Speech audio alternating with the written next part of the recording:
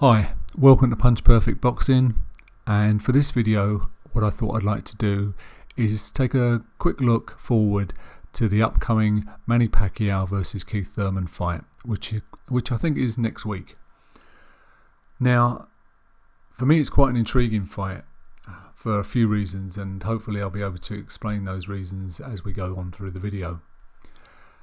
Now, we'll start with Manny. He's coming up to 40 years old, and he seems to have lost a little bit of his speed, a little bit of his sharpness, especially his foot speed.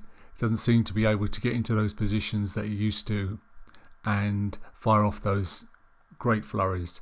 I think he beats most of the fighters in the 147 division, but I think against the very top he's going to come up short.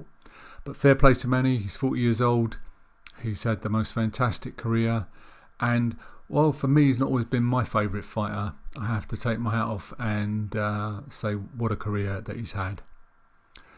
Now, for me, Manny started to kind of dip down after the Marquez knockout and then after the Floyd Mayweather fight. And he's never been quite the same since. But Manny's a great fighter, and it's not beyond the realms of possibility that he can make adjustments. And rather than use that blistering speed, he can dwell a little bit more on timing and execution.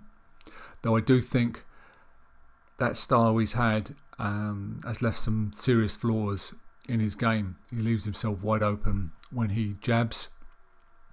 He drops the backhand. So with the lead southpaw jab, he'll often do the bow and arrow, as we call it, and drop the backhand. Now, for a long time, this was not really of any significance, as Manny would get in and out of position really quickly. But if you look at the Marquez knockout, Marquez timed that and Manny left himself wide open, and that was the KO.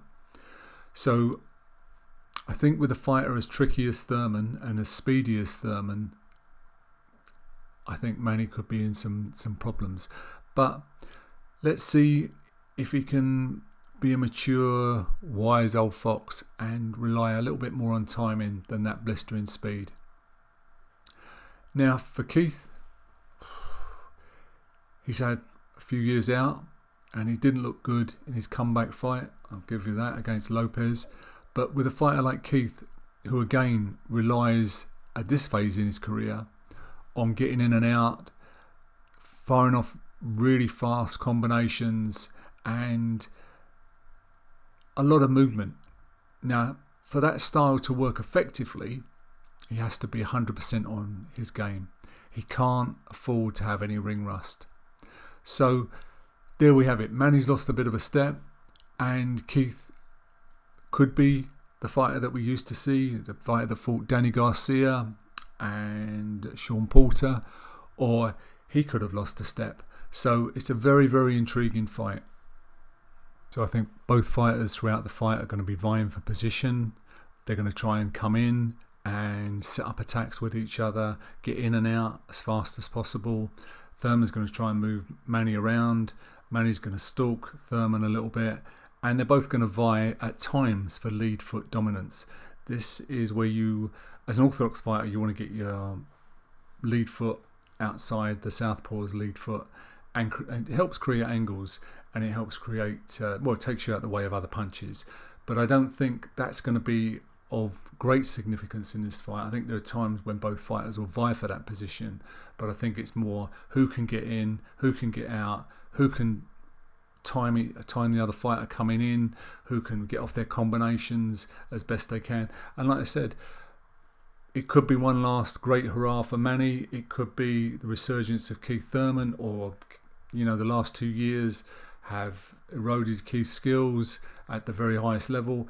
And like I say, it's a very intriguing fight for me. And I'm always loath to choose a winner, because boxing is a sport that can, I know it's a cliche, but turn itself on its head with just one punch. So, but I think that Thurman probably gets the nod on this one.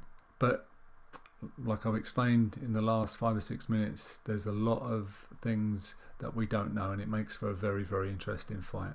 And I hope it's an absolute classic, and hope everyone enjoys it. Thanks for listening. I'll talk to you in the next video.